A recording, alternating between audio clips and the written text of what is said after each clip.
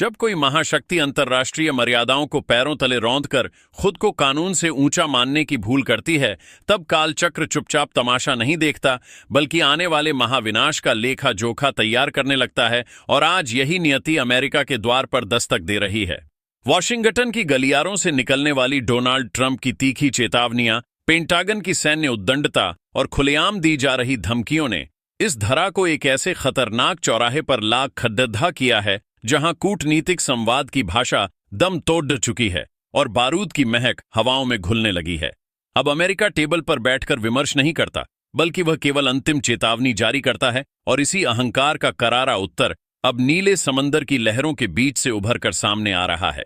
बीते कुछ महीनों के भीतर ट्रंप प्रशासन के आक्रामक रुख ने वैश्विक शक्ति संतुलन की चूलें हिलाकर रख दी हैं। चाहे वह विदेशी राष्ट्राध्यक्षों के अपहरण की साजिशें हों, रूसी तेल टैंकरों पर कब्जा करना हो, या फिर संप्रभु सरकारों को उखाड़-दाच फेंकने की सरेआम की जा रही तैयारियां हों। दक्षिण चीन सागर की लहरों पर गरजते अमेरिकी फाइटर जेट और परमाणु हथियारों से लैस जंगी जहाजों की तैनाती यह स्पष्ट संदेश दे रही है कि व्हाइट हाउस अब वैश्विक नियमों का पालन करने के बजाय अपनी मर्जी को पूरी दुनिया पर थोपना चाहता है। लेकिन सत्ता के इस गलियारे में अमेरिका यह भूल गया कि दुनिया अब एकध्रुवीय नहीं रही, और रूस ने बहुत ही कड़ीडीढ़े शब्दों में आगाह कर दिया है कि अगर उसकी सीमाओं पर संकट आया तो परमाणु विकल्प टेबल से बाहर नहीं है। बीजिंग की ओर से भी यह सख्त चेतावनी आई है कि जो ताकतें आग से खेलने का दुस्साहस कर रही हैं, वे स्वयं उसी राख में मिल जाएंगी। और उत्तर कोरिया ने तो स्पष्ट कर दिया है कि किसी भी प्रकार के उकसावे का अंजाम केवल और केवल सर्वनाश होगा। अब ये शब्द केवल कागजी धमकियां नहीं रहे, बल्कि हिंद महासागर के गर्भ में लोहे और फौलाद की शक्ल लेकर युद्धपोतों के रूप में तैर रहे हैं। दक्षिण अफ्रीका के तटवर्ती क्षेत्रों में रूस, चीन और ईरान के त्रिपक्षीय सैन्य युद्धाभ्यास ने यह साबित कर दिया है कि दुनिया की सबसे महत्वपूर्ण व्यापारिक धमनियों पर अब किसी एक देश का एकाधिकार नहीं रहने वाला। यह कोई सामान्य अभ्यास नहीं, बल्कि एक सोची समझी सैन्य घेराबंदी है,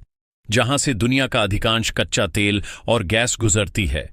वहीं इन तीन महाशक्तियों ने अपनी ताकत का प्रदर्शन करके यह जता दिया है कि अगर इन रास्तों को रोकने की कोशिश की गई तो वैश्विक अर्थव्यवस्था ताश के पत्तों की तरह ढह जाएगी। चीन ने अपना 161 मीटर लंबा अत्याधुनिक विध्वंसक समंदर में उतार दिया है, जो किसी तैरते हुए अभेद्य किले से कम नहीं है, जबकि रूस ने अपने 7,000 टन वजनी महाविनाशक डिस्ट्रॉयर्स और फ्रिगेट्स के साथ रसद जहाजों की फौज खड़ी ही कर दी है।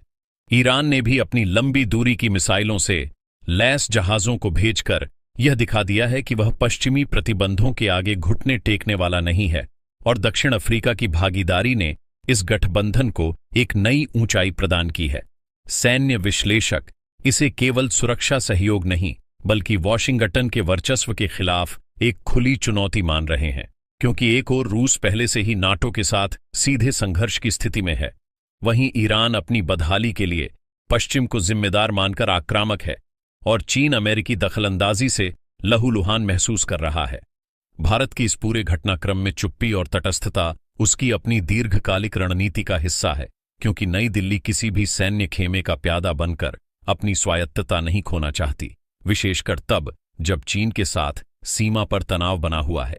हालांकि प्रधानमंत्री मोदी और दिल्ली के गलियारों ने यह भली भांति भांप लिया है कि ट्रंप की ब्रिक्स विरोधी टिप्पणियों और उनके बदलते सुरों के बाद भारत अमेरिका संबंध अब पहले की तरह सहज नहीं रहे। यह भले ही युद्ध का औपचारिक ऐलान न हो, लेकिन यह उस बड्ढे तूफान से पहले की शांति है जो आने वाले समय में विश्व व्यवस्था को पूरी तरह बदलने वाली है। संदेश सीधा है कि अगर अब अमेरिका ने किसी भी देश की संप्रभुता पर हमला किया तो उसे अकेले नहीं, बल्कि एक संगठित मोर्चे का सामना करना होगा, क्योंकि अब ताकत का विकेंद्रीकरण हो चुका है और टकराव की लकीरें गहरे समुद्र तक खिंच चुकी हैं। आज का परिदृश्य ये है कि एक ओर ट्रंप अपनी आक्रामकता बढ़ा रहे हैं और दूसरी ओर दुनिया के बाकी ताकतवर मुल्क इस दबाव को कुचलने की तैयारी कर चुके हैं। हिंद महासागर में जुटे ये जंगी जहाज केवल धातु के ढांचे नहीं हैं, बल्कि ये उस महायुद्ध की परछाई हैं जो शायद मानवता के भविष्य को ही दांव पर लगा दे। सवाल यह है कि क्या ट्रंप अपने कदम पीछे खींचेंगे, या फिर उनके फैसलों की वजह से यह दुनिया एक ऐसी विनाशकारी अग्नि में झोंक दी जाएगी जिसका कोई अंत नहीं होगा। असली संकट तो अब शुरू हुआ है, क्योंकि समुद्र में तैनात ये जंगी बेड़े केवल ड्रिल करके वापस लौटने वाले नहीं हैं, बल्कि वे एक नई वैश्विक स्क्रिप्ट लिख रहे हैं, जहां हिंद महासागर अब केवल व्यापारिक मार्ग नहीं बल्कि विश्व शक्तियों के टकराव का फ्रंटलाइन बन चुका है। अमेरिका इस बात को बखूबी समझता है कि यदि इस क्षेत्र में उसका प्रभाव घटा तो उसके डॉलर की बादशाहत से लेकर उसकी सैन्य श्रेष्ठता तक सब कुछ जमींदोज हो जाएगा, और यही कारण है कि पेंटागन के भीतर इस वक्त भारी बेचैनी का माहौल है। खुफिया एजेंसियां इन गतिविधियों को लेकर हाई अलर्ट पर हैं, क्योंकि उन्हें अंदेशा है कि यदि सीरिया, ईरान या रूस के खिलाफ कोई भी गलत कदम उठाया गया तो उसका जवाब केवल बयानों तक सीमित नहीं रहेगा, बल्कि एक कलेक्टिव मिलिट्री रिएक्शन के रूप में सामने आएगा। सबसे चौंकाने वाली बात यह है कि रूस, चीन और ईरान का यह मेल बिना किसी लिखित संधि के बन रहा है, जो नाटो जैसे औपचारिक गठबंधनों से कहीं अधिक खतरनाक है, क्योंकि यह कागजी शर्तों पर नहीं बल्कि धरातल की जरूरतों और साझा दुश्मनी पर आधारित है।